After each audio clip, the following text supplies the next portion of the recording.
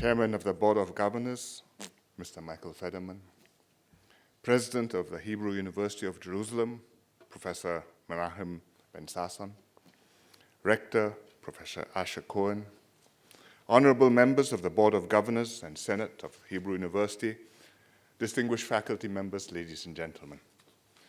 I'm deeply honored to receive this honorary doctorate from Hebrew University today. It is not just my personal honor, but it reflects the long-standing friendship between Israel and Singapore and between our two peoples. The earliest Jewish people migrated to Singapore in the 19th century, mostly from Iraq, the Middle East. One famous visit is intimately linked to the establishment of Hebrew University, and it was the visit which was alluded to earlier by Professor Albert Einstein in 1922, who met Singapore's Jewish community and urged them to contribute to the Hebrew University's establishment. I thought I had done some research, but when I came just now, I was given a comprehensive presentation on Professor Einstein's visit to Singapore. But maybe I found a few facts which you may not have highlighted just now. First of all, the Singapore Jews raised 750 pounds towards the Hebrew University. Translated to today's currency, it's 300,000 US dollars. Not a bad sum. And the other significant fact is that a week after his visit to Singapore, Professor Einstein got a call from Stockholm and was awarded the Nobel Prize in Physics. So we have many happy memories. Today, Singapore is home to a small Jewish community numbering a few hundred, which has contributed to our society out of proportion to its numbers. For example, our first Chief Minister, Mr. David Soul Marshall, was a Baghdadi Jew. In recent decades, many more Jewish expatriates, including Israelis, have come to live and work with Singapore, many of them with tech companies. And there are now maybe 2,500 Jewish people in Singapore, enough to sustain one successful kosher restaurant. In August 1965, when Singapore unexpectedly became independent, the IDF helped us to develop the Singapore Armed Forces. We asked a number of countries. We were starting from a zero base. We needed to build up an armed forces urgently from scratch. But only Israel responded to us, and it did so very promptly. Weeks after independence, our defense minister, Dr. Goh Keng Swee, flew to Bangkok to meet the Israeli ambassador there, Mordecai Kidron. And he reported back to his headquarters, and within a few months, by the end of the year, a team of IDF advisors had come to Singapore. We call them Mexicans for operational security, and also because we hoped that their swarthy looks might make the cover plausible. Within less than 2 years, by July 1967, guided by the IDF team, the SAF commissioned our first batch of officers from the Officer Cadet Course. And this was a decisive step in building up a credible and professional defense force for Singapore. It was a time of great uncertainty for us. Britain was withdrawing its forces from the east of Suez, including its bases in Singapore. Without the IDF, the SAF could not have grown its capabilities, deterred threats, defended our island, and reassured Singaporeans and investors that Singapore was secure and that Singapore had a future. Dr. Goh would later say that, in retrospect, it's a minor miracle that we ever got off the ground. Without the Israelis, we could not have done it. We will always be grateful that Israel helped us and stood by us at our time of great need. Over the years, our relations have expanded much further beyond defense and security, though, of course, defense and security ties remain. Our companies are very active in exploring opportunities in both countries. We collaborate in technology and in R&D. The Singapore-Israel Industrial Research and Development Foundation has funded about 150 projects over the last 20 years, providing about $170 million in funding. And our universities and research institutes have regular exchanges, including with the Hebrew University. We've just witnessed the signing of 3 agreements, one with the National Research Foundation to manage Hebrew University's research in Singapore, one with the National University of Singapore, and another one with the National Technological University, reaffirming the parties' commitment to deepen research collaboration. And I hope we can build on these foundations and these intents to grow our relations further. I'm especially honored that the award comes from a renowned university with outstanding strengths in research and innovation. You have a constellation of outstanding alumni, 8 Nobel Prize winners, numerous Israeli presidents and prime ministers, leaders in every field. You reflect the remarkable human talent and the indomitable spirit to overcome overwhelming odds that is a signature of Israel. Whether it's irrigating the desert to make the sand green and agriculture possible, or making revolutionary advances in medical technology, or creating outstanding art, music, and architecture. That is the spirit of Israel, and Singapore looks to you and admires you, and we count our similarities. First, we are both young nations. Israel is less than 70 years old. Singapore has just turned 50. Second, we've both had to integrate diverse groups to create a common sense of nationhood. In the case of Singapore, we are a Chinese majority society, but with significant Malay, Indian, and other races as minority communities.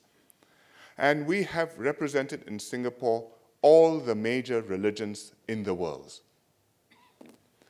In Israel, you are a mainly Jewish society, but diverse nonetheless, with Ashkenazim from Europe, Sephardim from the Middle East, Falashim from Ethiopia, Russian Jews after the collapse of the Soviet Union, 1 million of them, Sabras, born and raised here, and a significant minority of Israeli Arabs.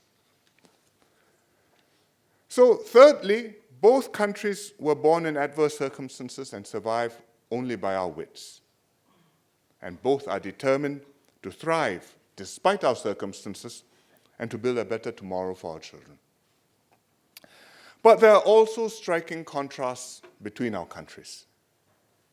First of all, Israel has the Torah and the Talmud, and you trace back 5,000 years of Jewish history, including the Second Temple and Masada. Singapore's sense of identity is only as a modern state, even though our different races belong to ancient civilizations, but different ancient civilizations.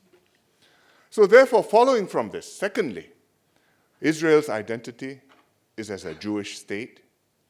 Singapore's identity is emphatically not a Chinese nation, but a multiracial, multi-religious society.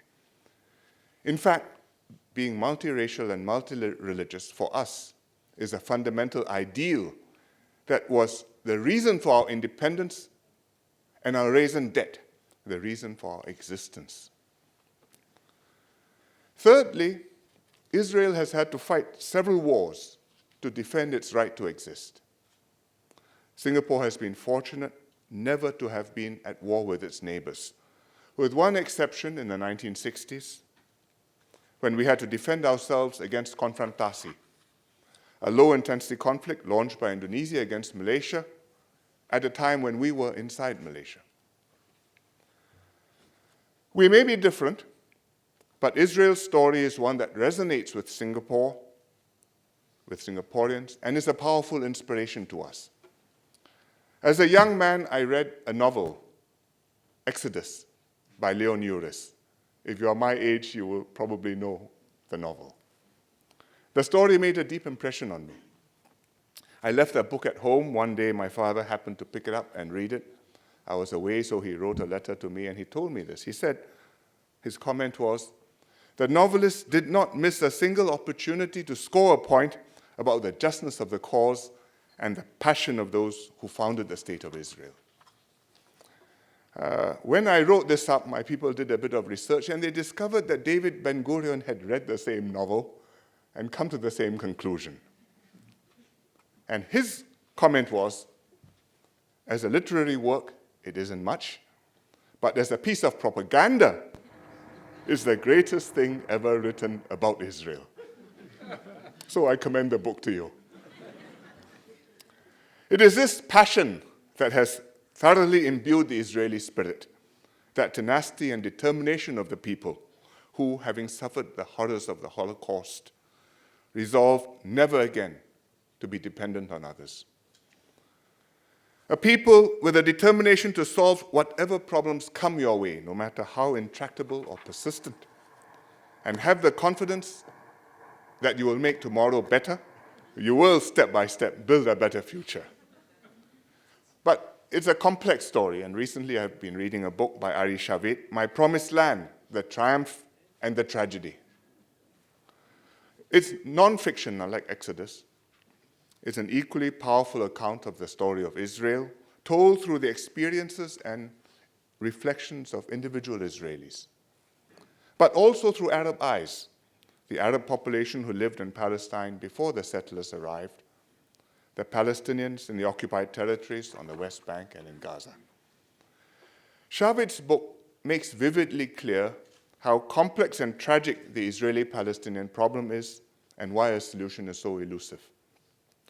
Progress will require enormous imagination, determination, and political leadership on both sides, as well as getting the stars aligned in the right places in the firmament with the great powers supporting you. So on this trip, I'm not only visiting Israel, but also the Palestine National Authority in Ramallah, to signal our friendship with both Israel and the Palestinians, to better understand developments, including the Middle East peace process, to express our hope that both sides will take steps to resume direct negotiations and to work towards a just and lasting two-state solution. Mr. Lee Hsien Loong once told a Mexican general who had helped start the SAF that Singapore had learned two things from Israel: how to be strong and how not to use our strength. I read a recent interview by Mr. Shimon Peres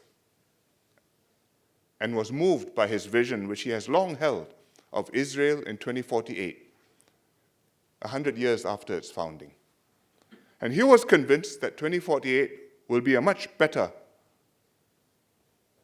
world for Israel and for the Middle East. Borders will become less relevant, science and technology will transform communities and connect peoples, and force people to become more open-minded to the world. It's an optimistic view from a person who has lived a long life and seen many things. Today, such a Middle East seems a long way off, perhaps more distant even than 2048 and more distant than it appeared when you started out in 1948. But I sincerely hope that one day Mr. Peres's vision will be realized. Swords will be turned to plowshares. Israel and your neighbors will live side by side in peace and prosperity, and your friends in Singapore and around the world will rejoice with you too. Thank you very much.